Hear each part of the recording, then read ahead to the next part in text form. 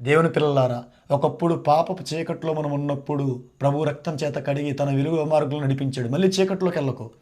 చీకటిలో నేనున్నప్పుడు నీ వెలుగు నాపై ఉదయించెను.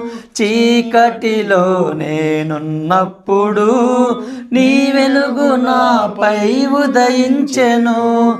నీలోనే నేను వెలగాలని, నీ మహిమ నాలో నిలవాలని, నీలోనే నేను వెలగాలని, నీ మహిమ నాలో నిలవాలని, పరిశుద్ధాత్మ అభిషేకముతో నన్ను నింపుచున్నావు. నీ రాకడకై నిరంతరం నీతోనే జీవించాలని